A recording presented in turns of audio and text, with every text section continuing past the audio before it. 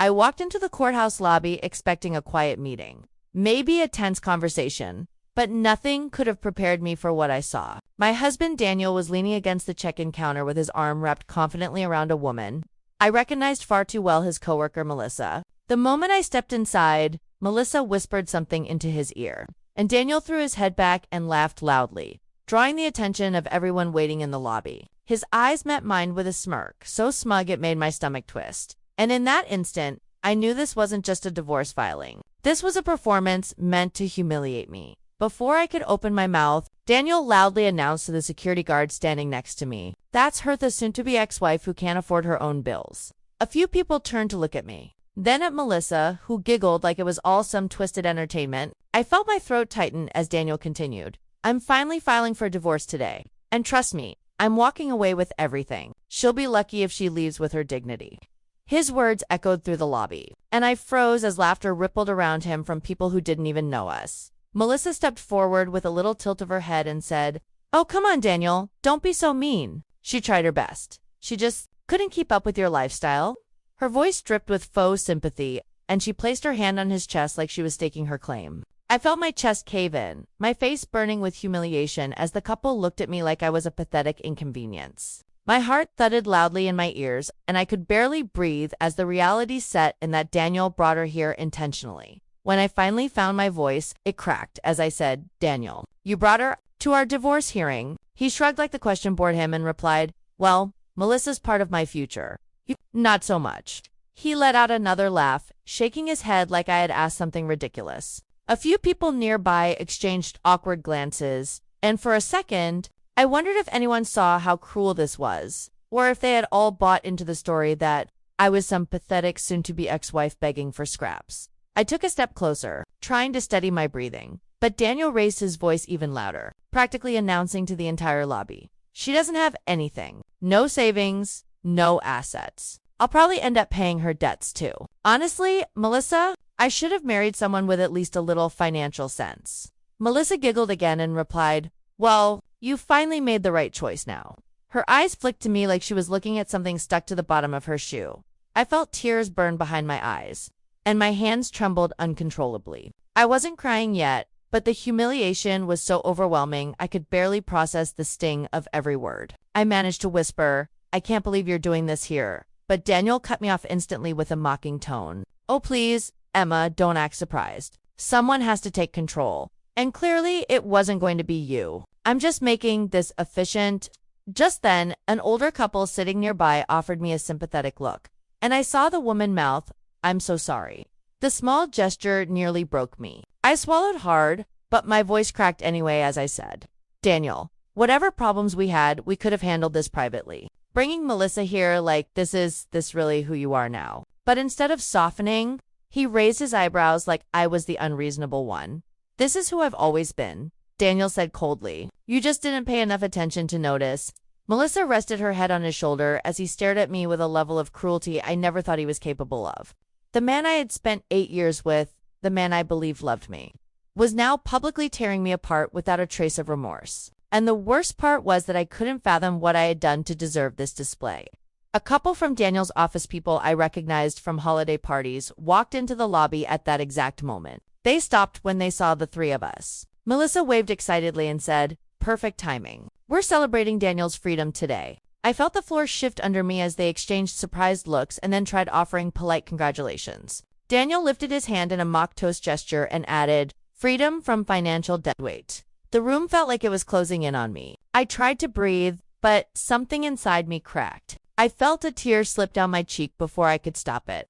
Daniel saw it and made a soft clicking noise with his tongue, shaking his head as if I was a child throwing a tantrum. "Here we go," he said dramatically. "Emma's about to do her usual meltdown. Don't start crying. You'll make this weird for everyone." Melissa laughed, actually laughed, and added, "I mean, can you blame her? She knows she won't get anything. It's sad, but predictable." That's when my body betrayed me completely.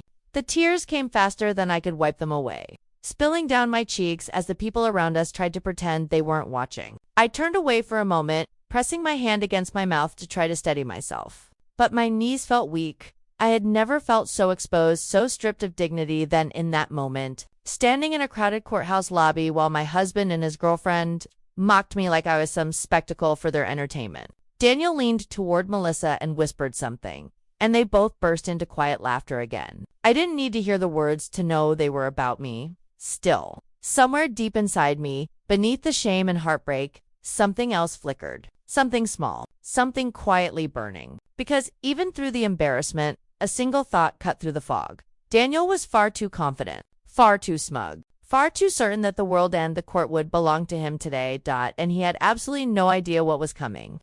I followed Daniel and Melissa down the hallway toward the courtroom, my legs shaky, my throat raw, and my eyes still stinging from crying. The fluorescent lights overhead buzzed faintly, making everything feel surreal. Like I was trapped inside a nightmare I couldn't wake from. Daniel glanced back at me with that same arrogant smirk and said, "Make sure you don't embarrass yourself in there, Emma. Judges hate emotional wrecks." Melissa let out a sharp little laugh and lifted her phone, holding it up like she was ready to start recording the moment I broke down again. "Just in case she tries to play victim," she said smugly. "We should document everything." My heart squeezed painfully, and I whispered, "Melissa, put your phone away." She tilted her head sweetly, as if pretending she didn't understand cruelty, and replied, "If you're not planning to freak out again, you shouldn't be worried." Daniel snickered under his breath, nudging her as if she'd just made the joke of the century. My hands curled into fists at my sides as I fought to keep my voice steady, but the humiliation was still fresh and raw. Every part of me wanted to scream, to shove her phone out of her hand, to make Daniel see the monster he'd become, but all I could do was breathe through the ache and try to keep my footing. Just as I felt myself slipping into panic again, someone called my name sharply, "Emma." I turned and saw my best friend Claire power walking toward me, her eyes wide with horror as she took in my tear-streaked face. She rushed over and grabbed my shoulders gently, looking me straight in the eyes. "What did they do?" she asked in a low, furious whisper. Before I could answer, Claire looked past me and spotted Daniel and Melissa frozen midst, her jaw locked. "Oh," she muttered. "It's worse than I thought." Daniel rolled his eyes dramatically. "Great. Reinforcements." He crossed his arms and added, "Claire, go home. This doesn't concern you." Claire stepped forward, shoulders squared, and replied, "Anytime you emotionally rip my best friend apart in public, Daniel, it very much concerns me. And Melissa, if you record her one more time, I swear I'll have security escort you out." For the first time since arriving, Melissa actually lowered her phone. Daniel huffed and waved his hand dismissively. "Whatever. She's being dramatic. She knows the judge will see right through her lies. I've done everything in this marriage, paid every bill, covered every expense, and she's still acting like she deserves something." His voice lifted loudly again, and a few people glancing over made him stand taller, feeding his ego. "I'm just trying to get this divorce done cleanly. She's the one making a scene." I felt my breath catch in my throat as I stepped forward. "You blindsided me, Daniel. You brought your mistress here. You humiliated me in the lobby. And you're still pretending I'm the problem." My voice trembled. But for the first time today, anger finally slipped through the cracks of my fear. "You didn't even tell me you filed for divorce. You just showed up like this." Daniel shrugged with stunning indifference. "Why waste time? You would have cried either way." He glanced at Claire and smirked. "You've always needed an audience for your emotional moments." Claire looked like she was about to lunge at him. I reached out and grabbed her arm before she did something we'd both regret. Melissa stepped closer to Daniel and wrapped her hand around his bicep like she was claiming territory. She eyed me from head to toe and said, "Honestly, Emma, you should have expected this. Daniel deserves someone who can match him, not drag him down financially." Her lip curled in a way that made me feel physically ill. "It's not our fault you couldn't keep up." Claire's voice turned cold. "Say that again and see what happens."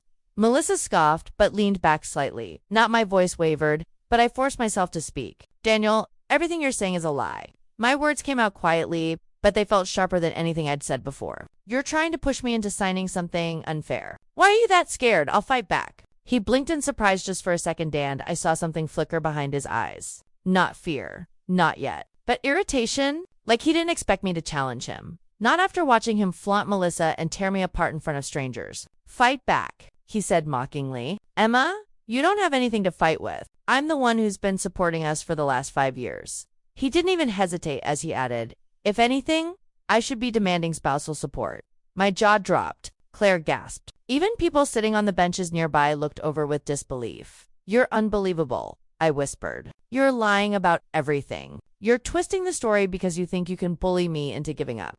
Daniel smirked in that cruel, condescending way he had perfected. "I don't need to bully you. You always fold on your own." He leaned in slightly and added in a lower voice, "Just sign what I give you. Don't drag this out. You'll only embarrass yourself more in court." Melissa chimed in softly, "He's right. Emma, judges don't like when the weaker financial partner tries to fight for more than they deserve. It'll only make you look greedy." Claire actually laughed a cold, disbelieving laugh as she said, "Greedy. Melissa, you're sleeping with a married man for his salary." "Sit down." Melissa's face reddened instantly, but Daniel put a hand up to silence her. "Enough. The judge is going to see that I've carried this entire marriage. There's nothing she's getting from this. Divorce except the clothes on her back." Those words hit harder than any slap, and they were said so loudly that a clerk walking by paused mid-step. I couldn't breathe for a moment. The humiliation, the betrayal, the cruelty all crashed down on me at once. My chest tightened painfully, and I felt a sharp ache spread down my arms. Claire caught me when my knees nearly buckled, pulling me into her side as she whispered, "Breathe, Emma, I've got you. Don't let him do this to you." But Daniel just shook his head, watching me cry like it was an inconvenience. See, this is what I mean. Always so emotional. Judges won't take her seriously. My breath came out ragged and broken. "Why are you doing this to me? Why are you being so hateful?" Daniel shrugged again, the picture of cold detachment. "Honestly, because I'm done pretending. I want out, and you don't bring anything to the table. So why should I make this easy for you?" Something inside me cracked, but not in the way Daniel expected. I looked at him through my tears, and in that moment, I finally saw him clearly. Every lie, every manipulation, every small way he'd chipped at my confidence for years. And standing beside me, Claire whispered, "He thinks you're powerless. Let him," because she knew what Daniel did in single quotes. She knew the truth he was banking on me never revealing. And as Daniel pushed open the courtroom doors with arrogant confidence, still smirking at his imagined victory, I wiped my eyes, straightened my spine, and walked in behind him for the first time that morning. I wasn't afraid because Daniel had absolutely no idea what the judge was about to uncover. I walked into the courtroom behind Daniel and Melissa, my heartbeat still uneven, but my mind suddenly sharper than it had been all morning. Daniel strutted forward like he owned the place, greeting his attorney, Mr. Reeves, with a cocky nod. Melissa took a seat right behind him, crossing her legs dramatically as if she were settling in for a show she already knew the ending of. Claire squeezed my hand before we approached the table and whispered, "Just breathe. You know what's coming." "He doesn't." I nodded, even though a tremor still ran through me, and took my seat across from Daniel, who shot me a pitying smile that sent a chill down my spine. The judge entered a moment later, a stern woman named Judge Harrow, and everyone rose. When we sat back down, Daniel leaned over to whisper loudly enough for me to hear, "Try not to cry. You don't want the judge thinking you're unstable." Melissa stifled a laugh behind him, and I felt the sting again, but this time, I held my face still. I refused to let him see me break. The clerk began reading the case, and Daniel tapped his foot impatiently, eager to get to the part where he expected to be praised for financially supporting me. His attorney stood and opened aggressively, claiming Daniel had single-handedly upheld the marriage financially while I failed to contribute meaningfully. I could feel the courtroom's eyes flick to me, and for a moment, my breath caught.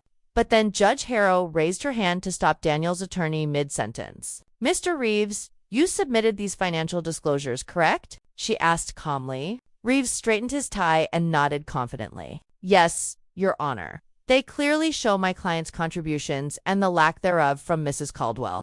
Daniel leaned back smugly, glancing at Melissa like he'd just scored a point. But Judge Harrow flipped through the paperwork with a deepening frown, and something in her expression shifted sharply. She looked at Daniel. "Mr. Caldwell, can you explain why there are joint account withdrawals totaling over $32,000 sent to an account under the name Melissa Harding?" The room went silent. Daniel's smirk faltered, and Melissa's legs uncrossed instantly. Daniel opened his mouth, but Judge Harrow held up a hand. "No explanation involving emotional excuses, please. Financial only." Daniel sputtered for a second, then said, "Oh, those were reimbursements. Business-related." The judge raised an eyebrow, unimpressed. "Reimbursements processed through a personal account and used at a spa, high-end boutique, and resort. Interesting business expenses." Behind me, Claire let out a quiet, disbelieving breath. Melissa's face drained of color, and Daniel shifted uncomfortably in his seat. "Well, I mean, I was helping her through a hard time," he muttered. Judge Harrow stared at him flatly. "With joint marital funds?" Daniel swallowed hard and glanced at Reeves, who suddenly looked less confident. "We'll provide clarification," Reeves said. But the judge moved on before he could recover. She turned her attention to me, sliding a separate stack of documents forward. "Mrs. Caldwell, these financial disclosures, your individual assets, were submitted by your attorney this morning." Daniel rolled his eyes loudly. "Your Honor, she has nothing. She probably submitted her checking account with $80 in it." Melissa giggled weakly, clearly trying to recover her earlier bravado. But Judge Harrow ignored them completely. She continued reading silently for several seconds, and I watched as Daniel's expression shifted from boredom to confusion. Finally, the judge looked up, fixing him with an unreadable gaze. "Mr. Caldwell," she said slowly, "were you aware that your wife owns a 70% stake in Asteria Innovations?" The moment the words left her mouth, the courtroom erupted in whispers. Daniel's entire body jerked toward me so violently his chair squeaked against the floor. "What?" he whispered hoarsely. "What is she talking about?" Claire folded her arms and smirked as Daniel's face drained of color. Judge Harrow continued calmly. "Asteria Innovations' valuation report was included. According to these documents, Mrs. Caldwell's inherited shares from her late aunt are currently worth—" She paused to confirm the number, then repeated it clearly. $12.4 million. Melissa made a choking sound behind him. Daniel stared at me like the ground had vanished beneath him. That's impossible," he stammered. "Emma, can't she would have told me." Claire didn't even hide her amusement when she whispered, "You should have paid attention instead of cheating." Daniel shook his head frantically, turning to Judge Harrow. "Your Honor, this must be a mistake. Emma has never had that kind of money." His voice cracked on the last word, desperation creeping in like smoke. Judge Harrow flipped the page and replied, "The valuation reports are certified. The trust documents show Mrs. Caldwell has been the majority shareholder since 2020. Whether you knew or not does not change the fact." Daniel looked like someone had punched him in the stomach. His arrogance evaporated instantly, replaced with wide-eyed panic. "Emma," he whispered harshly, leaning across the table toward me. "Why didn't you tell me?" I lifted my chin, meeting his frantic gaze. "Because you never asked, Daniel," I said softly. "And because it was mine, not ours." His breath caught. Melissa's face twisted with something ugly, part shock and part bitter jealousy. Daniel's attorney tried to salvage the situation. "Your Honor, given these revelations, perhaps we should request a continuance too." But Judge Harrow cut him off sharply. "No continuance needed. In fact, given Mr. Caldwell's failure to disclose expenditures to his mistress and Mrs. Caldwell's separate non-marital assets, we can proceed with clarity." Daniel's shoulders slumped as if gravity had doubled. Judge Harrow turned to me with a nod. "Mrs. Caldwell, your inherited assets remain separate property under state law. Mr. Caldwell has no claim whatsoever." I watched Daniel's face crumble in real time, the realization sinking into his skin like ice water. He opened his mouth, but nothing came out. For a man who spent the entire morning calling me worthless, he now looked like he was drowning, and no one planned to save him. Melissa slowly slid her hand off his arm, shifting her purse away from him like she was trying to physically distance herself from his downfall. Judge Harrow's final blow was delivered calmly but decisively. "We will now examine marital waste, given Mr. Caldwell's financial transactions involving Ms. Harding." Daniel recoiled as if struck. Melissa's lips parted in horror. Claire nearly sighed with satisfaction. And I sat there, breathing steadily, finally understanding the power of truth revealed at the perfect moment. As Daniel rubbed his hands over his face, whispering no, under his breath, I realized the shift had happened not just in court, but inside me. For the first time in years, Daniel wasn't the one holding the power. I watched Daniel crumble in that wooden courtroom chair. The same man who strutted in with a mistress on his arm, now staring at the table like it might swallow him whole. Judge Harrow's ruling hit him like a sledgehammer, but the real destruction was only beginning. Claire leaned close to me and whispered, "This is just the warm-up, Emma." And she was right. Because the moment the judge authorized my attorney, Miss Calder, to present evidence of Daniel's marital waste, the temperature in the room shifted. Miss Calder stood with calm precision. As she slid forward a thick folder filled with receipts, statements, screenshots, and bank logs, an avalanche of proof. Daniel never expected me to have. Daniel looked up sharply when she began. "Your Honor," my attorney said, "we have documented over $32,000 in unauthorized spending from the Caldwell's joint accounts, all of which were used to fund Ms. Harding's lifestyle. These include spa packages, hotel stays, designer handbags, and travel expenses." Melissa let out a tiny gasp. her face flushing crimson as several people in the gallery turned to look at her. Daniel's jaw tightened until I could see the muscle jumping beneath his skin, and he shook his head frantically. That's exaggeration. Those aren't what you think they are. But Miss Calder wasn't finished. She pulled out a glossy printed photo of Melissa holding a handbag. I recognized from Daniel's credit statement a bag I once asked about, and Daniel claimed had been a business gift for a client. My stomach twisted remembering that lie. This specific item, Ms. Calder said as she held up the document, was purchased 2 months ago using the couple's joint account. We also have corresponding text messages between Mr. Caldwell and Ms. Harding detailing their plans for that purchase. Daniel slumped back as the judge examined the evidence, and Melissa stared at the floor like it might offer an escape hatch. Then the judge looked up. Mr. Caldwell, are you prepared to contest these records? The room held its breath. Daniel hesitated for a long moment before muttering, I didn't think it mattered. The money was there. Judge Harrow's eyes hardened. Marital funds are not for supporting extramarital affairs.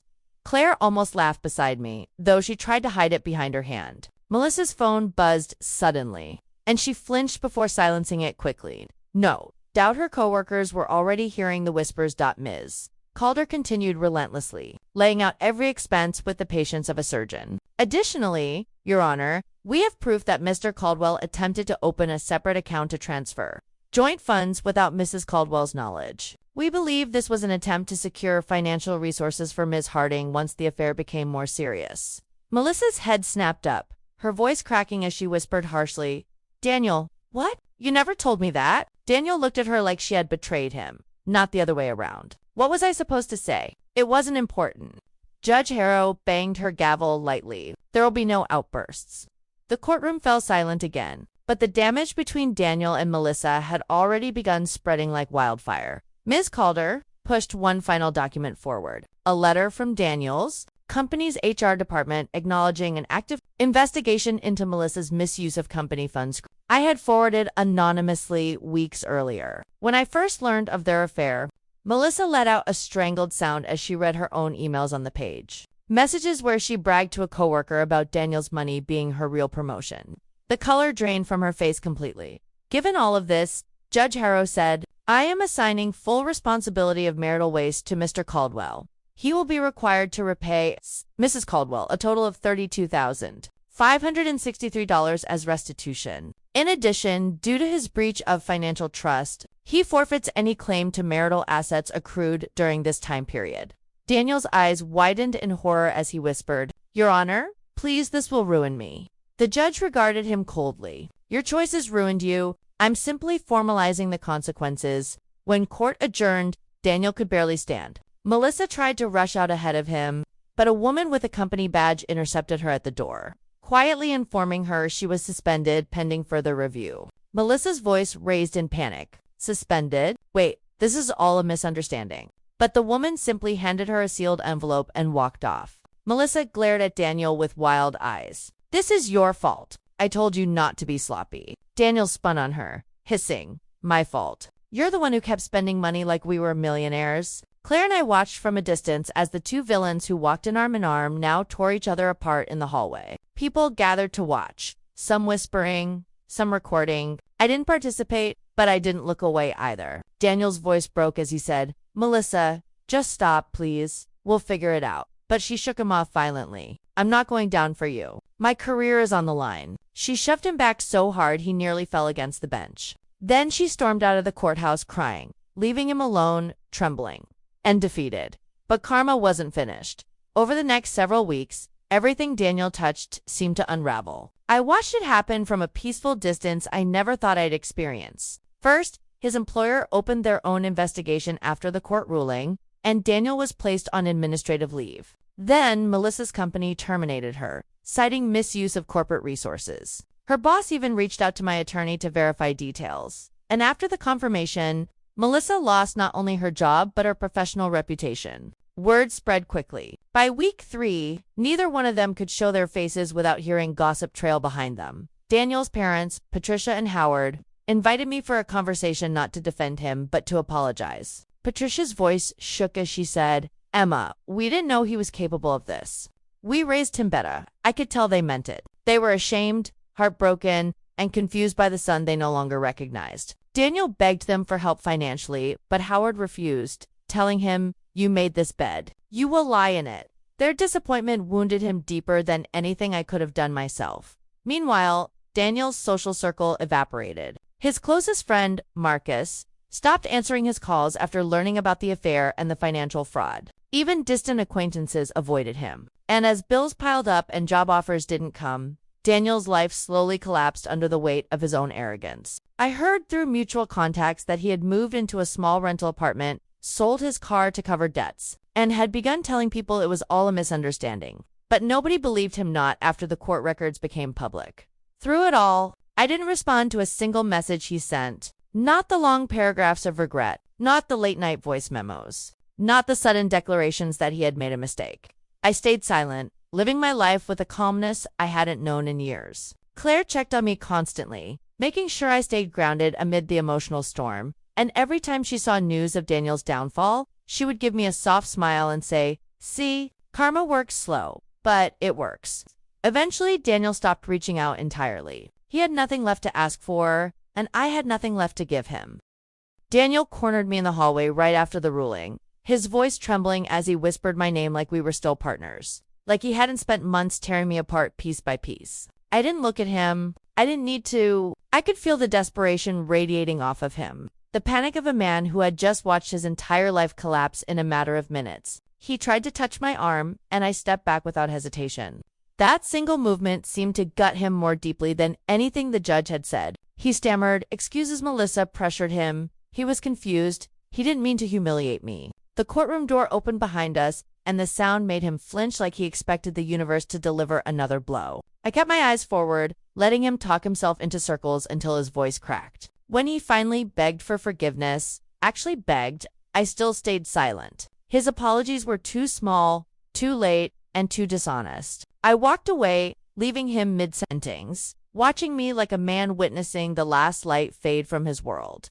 The divorce finalized smoothly, almost anticlimactically compared to the storm it took to get there. Papers slid across tables, signatures were made, and not once did Daniel meet my eyes again. He looked smaller, somehow shoulders hunched, confidence drained, arrogance completely replaced by dread. My attorney explained each detail in calm, even tones. I kept everything that was mine, including my company, my inheritance, and the assets he once mocked me for not having. The judge's order for him to repay the funds he siphoned to Melissa was official, stamped and sealed. He swallowed hard when he heard the number again. It wasn't something he could charm, manipulate, or lie his way past. It was permanent, sanctioned, enforceable. When I left the courthouse, the air felt clearer, lighter. I didn't realize I had been holding my breath for years. Claire waited for me outside with a bouquet of sunflowers, bright, heavy, and impossible not to smile at. She threw her arms around me, telling me I looked like someone who had finally escaped a burning building. And maybe I had. We sat together on the courthouse steps, talking about everything and nothing. She told me how Melissa had quit her job after HR got the anonymous documentation of her misuse of company funds. How Daniel's parents had been overheard arguing with him loudly enough that the bailiff stepped in. And how friends who once praised him were suddenly backing away now that everything was public. I didn't revel in it, not exactly, but I didn't pity him either. He had built the tower he fell from, he had climbed it with arrogance, and he had pushed me off long before he lost his footing. That night, I made myself a quiet dinner at home. My homeman sat at the table with a glass of wine, letting the silence settle around me. For the first time in a long time, the silence didn't feel like loneliness. It felt like ownership. Peace didn't arrive dramatically. It wasn't a victorious parade or cinematic transformation. It came in small breaths, in the realization that I could sleep without waiting for a door to slam, that I could speak without being interrupted, that I didn't have to shrink myself to fit beside someone else's ego. I opened my laptop and saw a dozen messages from business partners congratulating me, affirming their respect, reminding me that the world had always seen potential in me even when Daniel refused to. 2 weeks later, Claire and I left the country for a short trip, something we'd talked about for years but never actually done. We chose Italy, mostly because she said I needed pasta worthy of a rebirth. On the flight, I realized I wasn't thinking about Daniel at all. Not his face when the judge revealed my net worth. Not his panic. Not his betrayal. I was thinking about the view from the window, the freedom in my chest, and the version of myself I was beginning to rediscover, one that existed before manipulation and before humiliation. One that had always been capable and steady and whole. Italy was warm, golden, humming with life. Claire and I walked cobblestone streets, ate meals that stretched into hours, laughed until strangers joined in, and toasted to new beginnings. One night, sitting at an outdoor restaurant as the sun melted into the horizon, I finally admitted something out loud. I hadn't lost anything in that marriage. I had been stolen from, drained, dimmed, but I hadn't lost myself. I was still here, and I was growing brighter by the day, back home. The repayment checks from Daniel began arriving through the court system on schedule, though I never opened them directly. My attorney handled everything. I didn't want his handwriting in my house. Word spread that Melissa had moved out, leaving him with the apartment he could no longer afford. Friends told me he was trying to rebuild, but slowly, clumsily, and without the confidence he once weaponized. It wasn't my concern anymore. His life no longer intersected with mine, not even in resentment. I didn't hate him. I didn't forgive him. I simply didn't carry him. Months passed, and my business flourished. I expanded into a new market, hired more staff, and finally invested in projects I had postponed during the marriage because Daniel insisted they were too risky. The irony wasn't lost on me that the risks he mocked were now generating profit while he struggled to stay afloat. But I didn't celebrate his downfall. Success tasted sweeter when it wasn't flavored by spite. One afternoon, I stood in the doorway of my office, watching my team work with energy and purpose, and realized I wasn't afraid anymore of being underestimated, of failing, of being alone. I had built something real, something powerful, something mine. And no one would ever take that away again. Every now and then, someone would ask about the divorce, usually in hushed tones, expecting bitterness. I always answered honestly. It taught me more than it took from me. Because in the end, the story wasn't about humiliation, betrayal, or even revenge. It was about reclamation. It was about stepping out from the shadow of a man who tried to break me and discovering I had never been breakable. The woman he laughed at in that courthouse lobby is gone. In her place stands someone stronger, steadier, and infinitely more alive. Someone who doesn't need validation. Someone who knows her worth without waiting for anyone to reveal it. And the best part, he still doesn't understand the magnitude of what he lost. But I do.